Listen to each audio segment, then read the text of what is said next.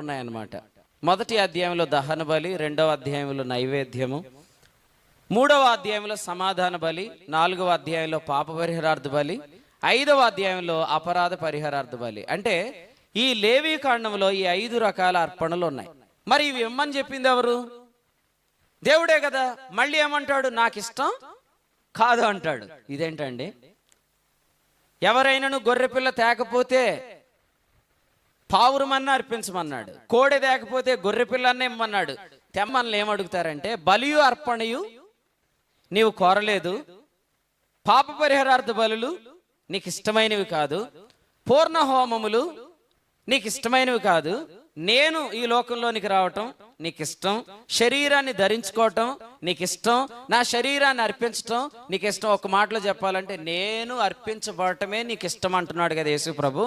మరి అలాంటప్పుడు అమాయక జీవులను ఎందుకు లేవీ కాండంలో అర్పించమని అడిగాడు అని అడిగితే మనం ఏం చెప్పాలి కదా? రైట్, దానికి వివరణ చూద్దాం. అదే హెబ్రీ పత్రిక 10వ అధ్యాయం ఒకసారి పట్టుకోండి. బలులు, అర్పణలు, పూర్ణ హోమములు కదండి, ఇవన్నీ చదవండి, ధర్మశాస్త్రము చొప్పున అర్పించబడుచున్నవి. ఇప్పుడు మనకి 2 పాయింట్లు అర్థమైనవి. ఇటు నా వైపు చూడాలి అందరూ. నా లెఫ్ట్ హ్యాండ్ సైడ్ మీకు కనిపిస్తుంది కదా, ఇటు ప్రక్కన ధర్మశాస్త్రం ఉంది. చెప్పండి అందరూ. ఇటు ప్రక్కన దేవుడు ఉన్నాడు. Right, very good. ఇటు ప్రక్కన ఎవరున్నారు? ధర్మశాస్త్రం అనండి గట్టిగా. ఇటు ప్రక్కన ఎవరున్నారు? రైట్. బలులు, అర్పణలు, పూర్ణ హోమములు ఇవన్నీ ధర్మశాస్త్రము చొప్పున అర్పించబడుతున్నాయి. యేసుక్రీస్తు దేవుని చిత్తము చొప్పున అర్పించబడ్డాడు. Is it clear or not? మీకు అర్థమైందా? ఇటు చూడండి, నా వైపు చూడండి. బలులు, అర్పణలు, పూర్ణ హోమములు ఇవన్నీ ధర్మశాస్త్రం చొప్పున అర్పించబడుతున్నాయి. యేసుక్రీస్తు దేవుని చిత్తము చొప్పున అర్పించబడుతున్నాడు. కాబట్టి ఇప్పుడు మనము నా లెఫ్ట్ హ్యాండ్ సైడ్ ఎవరున్నారు? Very good. Right hand side ఎవరున్నారు?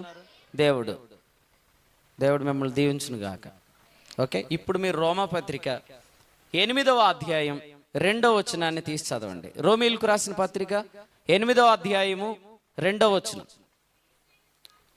సిస్టర్ లాస్ట్ లైన్ చదివినమ్మా. అందులోనే ధర్మశాస్త్రము దేనిని, ఆ మాట అందరూ చదవండి.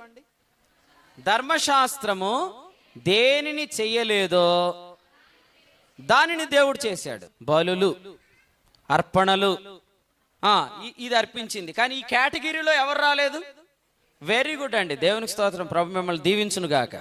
ధర్మశాస్త్రము ఏది చేయలేదో దానిని దేవుడు తన సొంత కుమారుని శరీరాకారముతో పంపి ఆయన శరీరమందు పాపమునకు శిక్ష విధించాడు. ఇది ఎవరు చేయలేదు? ఇది ఎవరు చేశారు? దేవుడు చేశాడు. ఎవరు చేయలేదు? ఎవరు చేశారు? అదనమాట. ధర్మశాస్త్రం ఏం చేయలేకపోయిందో దానిని దేవుడు చేశాడు. ధర్మశాస్త్రం ఏం చేసింది? మీకు అర్థమైంది ఇందాక. బలులు, అర్పణలు, పూర్ణ హోమములు ఇవన్నీ ధర్మశాస్త్రం చొప్పున అర్పించబడుతున్నాయి.